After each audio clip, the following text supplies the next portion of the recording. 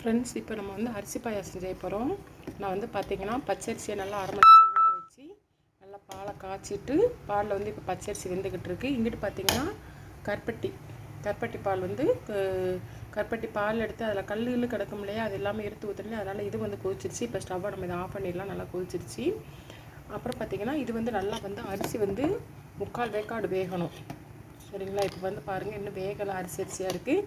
வெந்ததுக்கப்புறம் எப்படின்னு பார்க்கலாம். அப்புறம் பார்த்திங்கன்னா என்கிட்ட வந்து கிஸ்மிஸ் பழம் இல்லை, ஆனால் முந்திரி பருப்பு இருந்தது, பேரிச்சம்பழம் இருந்தது. அதனால் என்ன பண்ண போகிறேன்னு பார்த்திங்கன்னா, கிஸ்மிஸ் பழம் இல்லை நான் உடனே கடையில் போய் வாங்கணுமா, வேண்டாம் அப்படின்னு சொல்லிட்டு பேரிச்சம்பழத்தையே வந்து குட்டி குட்டியாக நான் கட் பண்ணி வச்சுருக்கிறேன். அப்புறம் பார்த்திங்கன்னா ஏலக்காவும் கொஞ்சம் பிச்சு வச்சுருக்கிறேன். இப்போ இதை நல்லா இது பண்ண உடனே நம்ம இந்த ஏலக்காயை கூட இப்போயே போட்டுடலாம். ஏலக்காவை போட்டுடலாம். இதை வந்து நல்லா நெய் நல்லா நிறைய ஊற்றி நெய்யில் வறுத்து இந்த இது பேரிச்சம்பழமும் முந்திரி பருப்பும் சேர்த்து போட்டுக்கலாம். கிஸ்மிஸ் பழம் தான் போடணும் இல்லை, கிஸ்மிஸ் பழத்தை காட்டிலும் நல்லா ஹெல்த்தியானது பேரிச்சம்பழம் இருந்தால் கூட போடலாம். நட்ஸு நீங்கள் என்னென்ன இருக்குதோ எதுனாலும் போட்டுக்கலாம். நான் வந்து இன்றைக்கி முந்திரி பருப்பு மட்டும் எடுத்துருக்கிறேன்.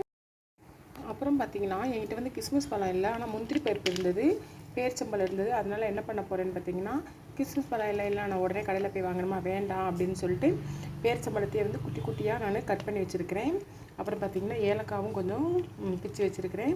இப்போ இதை நல்லா இது பண்ண உடனே நம்ம இந்த ஏலக்காயை கூட இப்போயே போட்டுடலாம். ஏலக்காவை போட்டுடலாம். இதை வந்து நல்லா நெய் நல்லா நிறைய ஊற்றி நெய்யில் வறுத்து இந்த இது பேரிச்சம்பழமும் முந்திரி பருப்பும் சேர்த்து போட்டுக்கலாம். கிஸ்மிஸ் பழம் தான் போடணும் இல்லை, கிஸ்மிஸ் பழத்தை காட்டிலும் நல்லா ஹெல்த்தியானது பேரிச்சம்பழம் இருந்தால் கூட போடலாம். நட்ஸு நீங்கள் என்னென்ன இருக்குதோ எதுனாலும் போட்டுக்கலாம். நான் வந்து இன்றைக்கி முந்திரி பருப்பு மட்டும் எடுத்துருக்கிறேன். ஃப்ரெண்ட்ஸ், இப்போ பாருங்கள், நல்லா வந்து 90% வெந்துருச்சு. இந்த சைடெலாம் ஏன் இப்படி இருக்குன்னு பார்த்தீங்கன்னா, பக்கத்தில் ரைஸ் குக்கர் வச்சுருந்தேன், அதுலேருந்து தண்ணி தெரித்து பூரா இந்த மாதிரி ஆயிடுச்சு. சரி, ஓகே. இப்போ வந்து பாருங்கள் 90% வந்து வெந்துருச்சு. இப்போது நம்ம வந்து அந்த ஸ்வீட்டை கூட்டி கொடுக்கணுங்கிறதுக்காண்டி கொஞ்சம் ஒரு பிஞ்சு நம்ம உப்பு சேர்த்துக்கலாம். ஒரு பிஞ்சு உப்பு சேர்த்தாச்சு.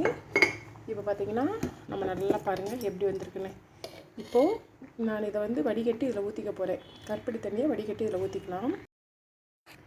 இப்போ பார்த்திங்கன்னா நம்ம வந்து அந்த கருப்பட்டி பாலெலாம் ஊற்றியாச்சு. பாருங்கள், இப்படி தான் இருக்கும். அப்புறம் பார்த்திங்கன்னா இதில் வந்து நல்லா தாராளமாக நெய் விட்டுக்கோங்க. நெய் நல்லா உருகட்டும். உருகினதுக்கப்புறம் நம்ம வச்சுருக்கோம் இல்லையா இந்த முந்திரி பருப்பு பேரிச்சம்பழத்தையும் போட்டுக்கலாம். இது வந்து இன்னும் கொஞ்சம் கட்டியாகும். இப்படி இருக்குது இல்லையா, இருக்கிறது கொஞ்சம் கட்டியாகும். இது ஒரு பக்கம் இருக்கட்டும். நம்ம அதுக்குள்ளே இதை வறுத்துடலாம்.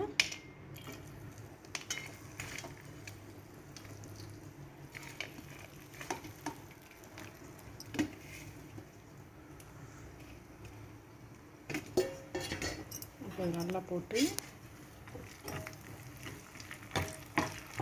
நல்லா வறுத்ததுக்கப்புறம் அதை கொட்டிட்டோம் அப்படின்னா நம்மளோட அரிசி பாயாசம் ரெடி.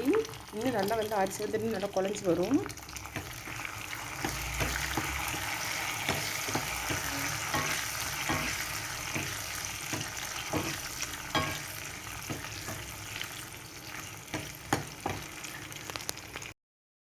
இப்போது நம்ம வறுத்து வச்ச முந்திரி எல்லாமே போட்டாச்சு. நம்மளோட அரிசி பாயாசம் ரெடி. அவ்வளோதான். Okay friends, okay, by.